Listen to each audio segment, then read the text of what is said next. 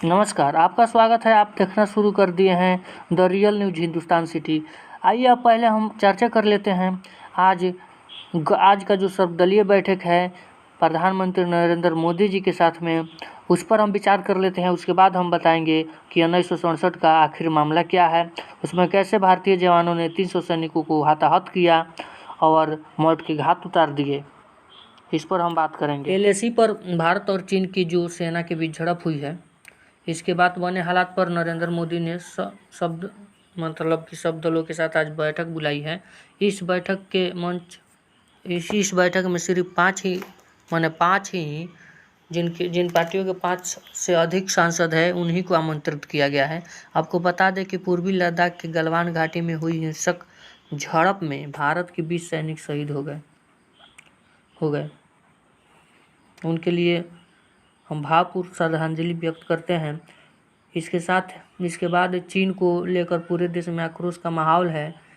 PM Modi द्वारा बुलाई गई सर्वदलीय बैठक में आम आदमी पार्टी को नहीं बुलाए जाने पर आम आदमी पार्टी ने भी अपना नाराजगी जताई है। उन्होंने कहा, आम आदमी के पार्टी के सांसद हैं संजय सिंह ने, उन्होंने कहा इस समय में एकजुट होने की ज़रूरत है। हालांकि सूत्रों के मुताबिक भारत और चीन सीमा विवादों पर पीएम के साथ सर्वदलीय बैठक में एनसीपी के प्रमुख और पूर्व रक्षा मंत्री शरद पवार ने कहा कि सैनिकों ने हथियार उठाए या नहीं, इसका फैसला अंतर्राष्ट्रीय समझौता से होता है। हमें ऐसे संवेदनशील मामलों का सम्मान करने की ज़रूरत है। टीवी रिपोर्टर्स के मुताबिक बैठक में राजनाथ सिंह ने कहा कि सेना मुस्तैदी के साथ गलवान में खड़ी है। पश्चिम बंगाल के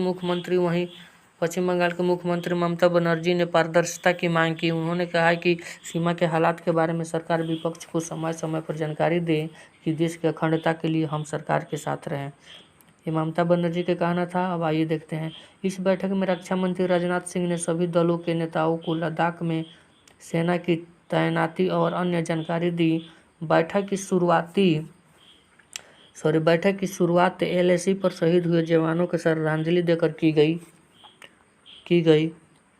इस बैठक में एनसीपी से शरद पवार, जेडीयू से नीतीश कुमार, लोजपा से चिराग पासवान के अलावा उद्धव ठाकरे, ममता बनर्जी सहित कुल 17 पार्टियों के नेताओं ने शिरकत की थी।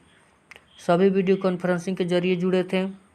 इसके साथ ही आपको बता दें कि आरजेडी को नहीं बुलाया गया, जो बिहार की बड़ी पार्टी है, उसको नहीं बुलाए जाने पर उन्होंने भी उसके जो नेता है तेजस्वी यादव ने, उन्होंने भी नाराज़गी जताई और उन्होंने कहा कि हमारे पास 5 से ज़्यादा भी सांसद है, लेकिन हमें आमंत्रित नहीं किया गया।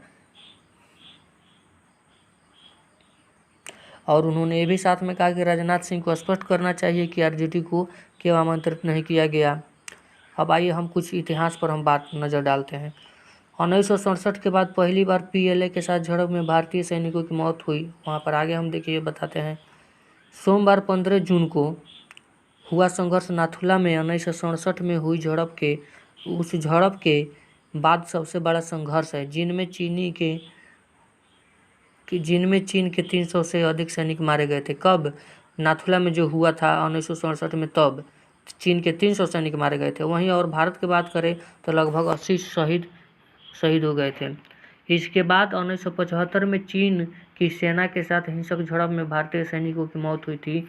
1975 में अरुणाचल प्रदेश के तुलुंग ला में दोनों देशों के बीच अस्थायी सीमा के पास घात लगाकर किए गए हमले में भी 4 भारतीय सैनिक शहीद हो गए थे।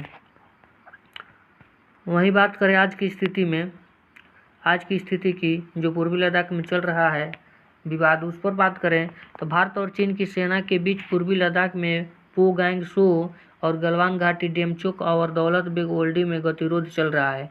काफ़ी संख्या में चीनी सैनिक अस्थायी सीमा के अंदर भारतीय क्षेत्रों में पेंगोंग सो सहित कई स्थानों पर घुस आए हैं। भारतीय सेना ने घुसपैठ पर कड़ी आपत्ति दर्ज कराई और क्षेत्र में शांति और स्थिरता के लिए उनकी तुरंत वापसी की मांग की है।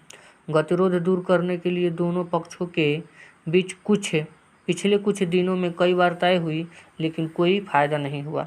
भारत और चीन का सीमा विवाद 3,488 किलोमीटर लंबी है। वास्तविक नियंत्रण रेखा जो है को लेकर है।